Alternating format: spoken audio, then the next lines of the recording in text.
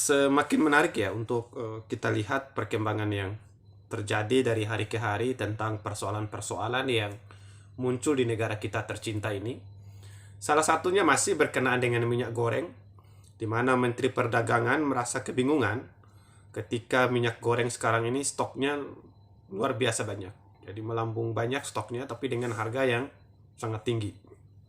Ketika ditanya oleh ibu-ibu di pasar swalayan, dari mana datangnya minyak goreng ini yang tadinya langka tiba-tiba kemudian stoknya banyak tapi harganya sangat tinggi. Menteri Perdagangan merasa kebingungan, mengaku kebingungan karena sebelumnya minyak goreng ini sangat langka dan sangat sulit sekali untuk dicari. Nah, tiba-tiba sekarang stoknya banyak tapi harganya luar biasa, gila-gilaan. Kemudian setelah dibully oleh dengan sekian waktu oleh ibu-ibu, oleh masyarakat, maka Menteri Perdagangan mengeluarkan statement ya. Semacam pertanyaan atau mungkin spekulasi kalau bahasa saya mah. Ini karena dia bingung mau ngomong apa, ini kemudian dia ngomong. Tapi omongannya justru menjadi hambar dan bahan bulian baru bagi masyarakat terhadap Menteri Perdagangan ya. Mana dia mengatakan mana yang lebih baik, stok terbatas tapi dengan harga murah gitu, atau stoknya banyak tapi dengan harga mahal. Ini kan pertanyaan atau statement yang sangat konyol ya dari seorang menteri itu, seorang pembantu presiden yang harusnya bekerja dalam rangka menjamin ketersediaan pasar dan terjangkaunya harga yang dapat dijangkau oleh masyarakat, terutama oleh masyarakat kelas menengah ke bawah, mengeluarkan statement atau pertanyaan seperti itu yang ditujukan kepada masyarakat. Yang jelas, logikanya begini. Ketika kemudian barang itu langka, minyak goreng ini misalnya langka, dengan harga yang relatif murah, dan itu juga mempersulit masyarakat. Begitu juga dengan stoknya yang banyak, tapi dengan harga yang tinggi atau harga yang sangat mahal, itu juga mempersulit masyarakat. Karena masyarakat kita ini, kalau kita bicara dalam faktor ekonomi, aspek ekonomi, kita ini sangat kesulitan.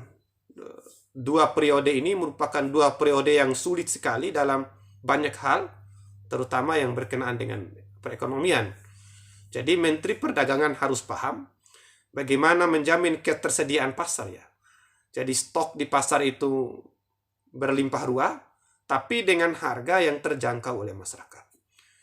Jadi rasa-rasanya bahwa ketika kemudian minyak goreng ini banyak di pasaran, tapi dengan harga yang sangat tinggi, ini semakin memperkuat monopoli pasar oleh para penguasa yang hari ini mencekik masyarakat kecil dengan harga yang sangat tinggi. Jadi sama saja bahwa yang tadinya para mafia minyak goreng ini mengendalikan minyak goreng itu dengan menimbun mungkin, atau kemudian menjadikan minyak goreng ini semacam makhluk gaib gitu yang sangat susah sekali untuk dicari. Nah, ketika kemudian subsidi itu dicabut atau penetapan tentang HET ya, standarisasi harga dari pemerintah bahwa pasar harus mengikuti standar harga dari pemerintah, dicabut, maka tiba-tiba kemudian para mafia ini melempar minyak goreng itu dengan luar biasa stoknya banyak, tapi dengan harga semau mereka.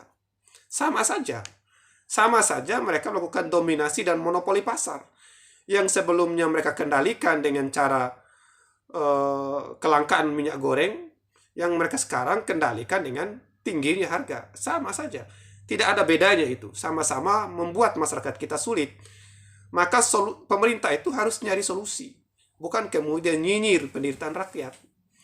Jadi semacam ini pemerintah mencoba membuli rakyat kita. Tapi harus dipahami bahwa masyarakat kita ini cerdas. Kemudian bulian yang dilemparkan oleh pemerintah itu kepada masyarakat, maka dibalas dengan bulian. Yang tadinya mungkin Menteri Perdagangan itu dengan statement-statementnya dia merasa kebingungan, kemudian seakan-akan memberikan pernyataan yang cari aman ya. Ya udahlah, nggak apa-apa, mahal yang penting ada gitu, bahasa-bahasa sederhananya. Sama saja. Jadi pemerintah itu harus mencari solusi. Barang itu ada tapi dengan harga terjangkau. Karena masyarakat kita ini masyarakat miskin. Bapak harus paham itu. Kenapa? Karena pemerintah selama 2 periode ini gagal dalam rangka menciptakan ekonomi rakyat itu. Gagal dalam menetapkan atau kemudian membuat masyarakat kita ini menjadi masyarakat yang makmur, yang sejahtera itu. Jadi hak kesejahteraan masyarakat kita itu tidak terpenuhi oleh pemerintah selama dua periode ini, dan itu kondisinya sangat parah. Kondisinya sangat parah ya. Akhirnya contoh nyata itu kejadian di Brebes, karena terlilit persoalan ekonomi, seorang ibu menganiaya anaknya, menggorok anaknya hingga kemudian salah satu anaknya meninggal dunia itu. Karena apa yang sekalipun kita tidak bisa membenarkan secara hukum bahwa yang dilakukan oleh seorang ibu itu tetap secara hukum itu salah, dan hukum harus tetap ditegakkan supaya kemudian terdapat juga keadilan bagi anak-anaknya. Sekalipun misalnya kalau dalam perspektif agama bahwa kita tidak perlu khawatir tentang rezeki, setiap anak itu sudah ditetapkan rezekinya masing-masing oleh Sang Pencipta gitu. Tapi dalam perspektif kenegaraan, bahwa tugas negara itu menjamin kesejahteraan masyarakatnya, melahirkan sikap optimis bagi rakyatnya untuk terus melanjutkan hidup di situ, karena dia tahu bahwa negara itu menjamin haknya, kemudian memenuhi pula hak-haknya itu. Nah sekarang kejadian di Brebes itu, yang seorang ibu menggorok anaknya itu, adalah cerminan bahwa ada sikap pesimis dari masyarakat, bahwa saking sulitnya persoalan hidup, saking sengsaranya mereka, saking terlilit banyak persoalan, kemudian melahirkan ketidakpercayaan diri. Bahkan dia khawatir ketika mereka hidup di negara ini, maka kesengsaraan itu akan terus berlanjut. Dan hal itu tidak ingin terjadi terhadap anak-anaknya. Akhirnya kemudian dia mengambil keputusan untuk mengakhiri hidup anak-anaknya supaya kesengsaraan itu tidak terus berlanjut. Ini kita hidup di negara yang macam apa? Bahkan orang takut untuk hidup. Bahkan orang takut untuk memberikan keyakinan kepada anak-anaknya untuk melanjutkan hidup. Karena tadi lapangan kerja kita sulit, ya kan? Persoalan ekonomi luar biasa sulit, harga sembako dan banyak hal kemudian naik harganya. Ini akhirnya melahirkan sikap ketakutan dan semacam trauma gitu dari masyarakat untuk memberikan masa depan yang cerah kepada anak-anak mereka. Ini cerminan nyata bahwa ada semacam ketidakpercayaan diri dari masyarakat untuk melanjutkan hidup di negara kita tercinta ini, karena pemerintah tidak dapat menyelesaikan persoalan-persoalan. Pemerintah hanya bisa melakukan euforia gitu, hiburan-hiburan yang nggak terlalu penting, dan mereka terlalu sibuk untuk mensejahterakan kelompok dan golongan mereka sendiri. Dengan kondisi ekonomi masyarakat yang sulit, minyak goreng yang langka kemarin, Presiden masih sempat-sempatnya berkemah itu di wilayah IKN ya, ibu kota negara, mungkin bermaksud menarik investor supaya kemudian masuk di negara kita ini. Nanti mereka berinvestasi di ibu kota baru. Tapi ya sekalipun itu sah-sah saja dan kita paham itu dalam rangka menjamin ya pendanaan pembangunan ibu kota baru, tetapi kita seharusnya pemerintah itu gelisah, presiden itu gelisah dengan banyak sekali persoalan yang dihadapi oleh masyarakat kita. Terutama yang kemarin lagi hebohnya itu persoalan minyak goreng, dan sampai sekarang ya masih persoalan itu masih menjadi persoalan yang urgent sampai hari ini yang belum terselesaikan.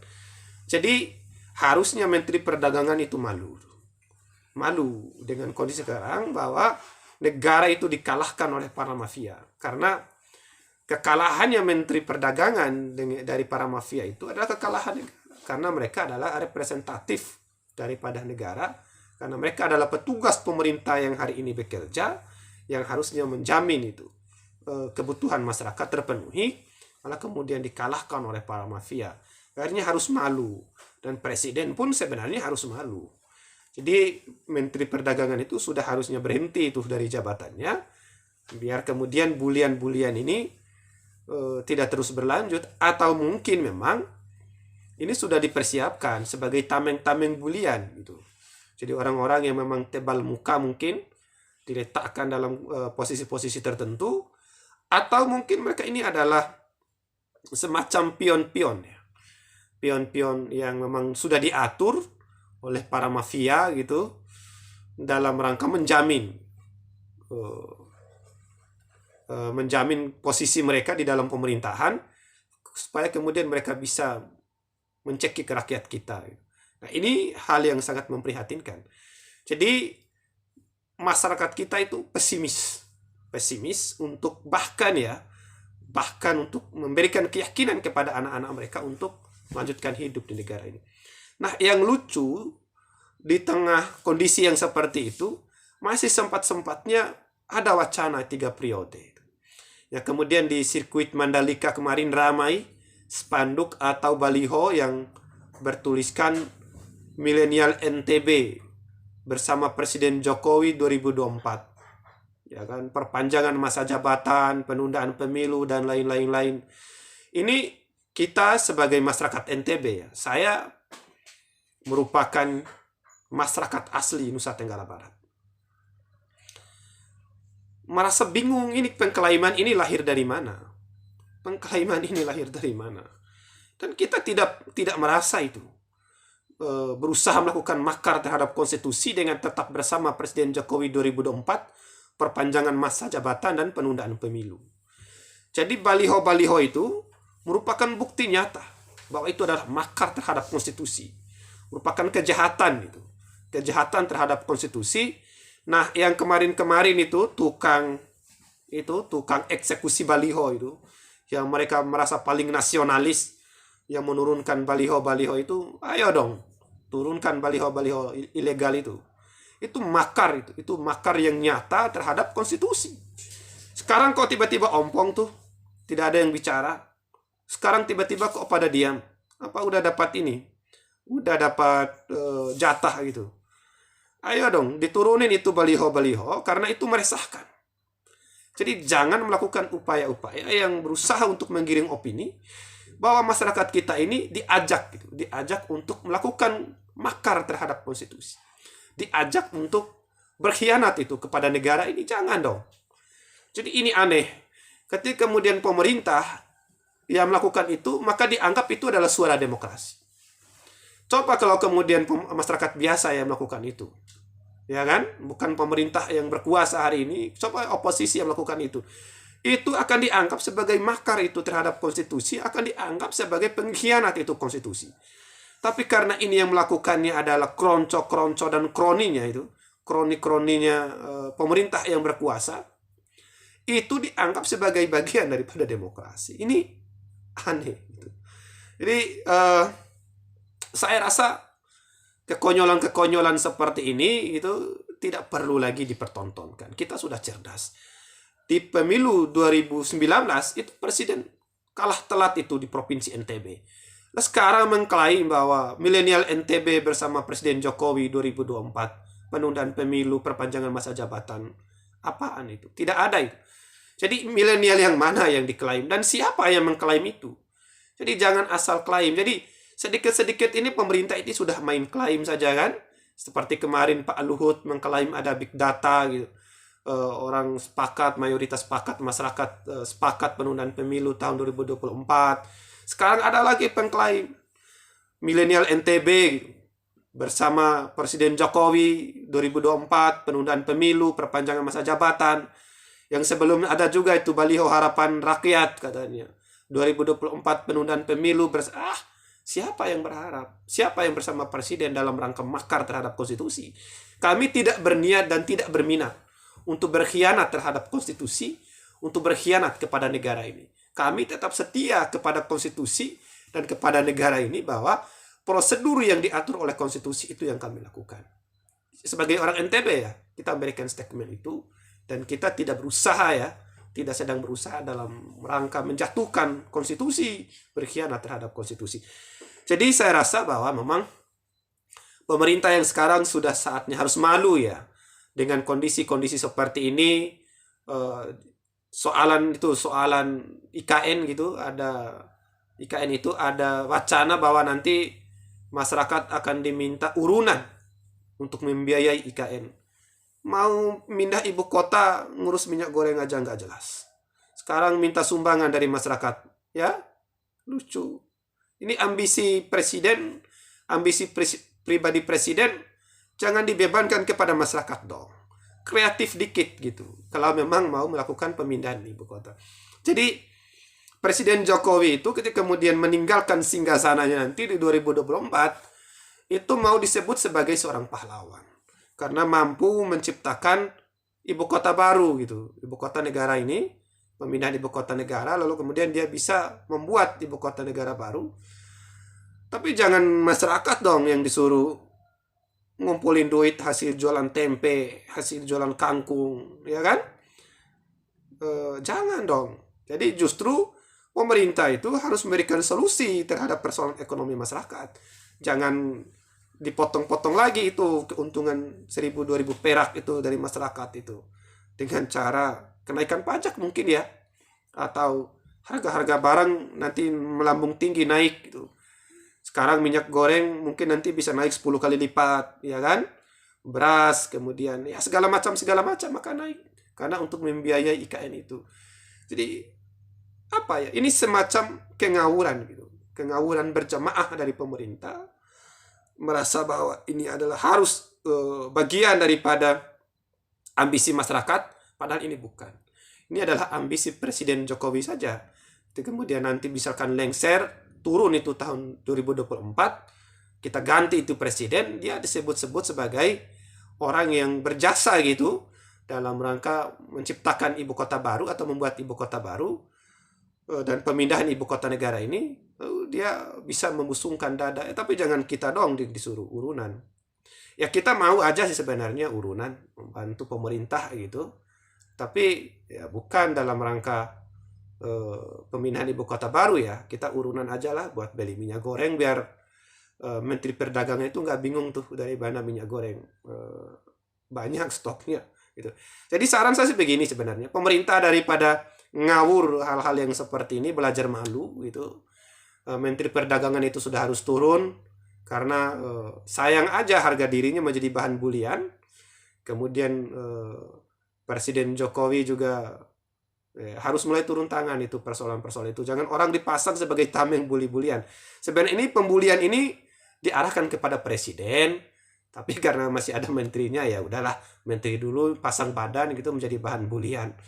Jadi jangan sampai masyarakat kita ini dari tadi masyarakat sibuk bertani dan lain-lain misalnya, lalu kemudian punya pekerjaan baru tuh. Apa pekerjaan barunya? Membuli pemerintah. Jadi jangan seperti itu. Jadi kasihan masyarakat sudah sibuk mikirin besok bertani, besok berdagang. Jadi jangan lagi masyarakat dipaksa tiap harinya harus punya bahan bulian baru dengan ketidakbecusan ke pemerintah ya dalam rangka mengurus kebutuhan masyarakat kita. Saya rasa itu yang harus kita cerna bahwa pemerintah pilihannya ada dua sih sebenarnya.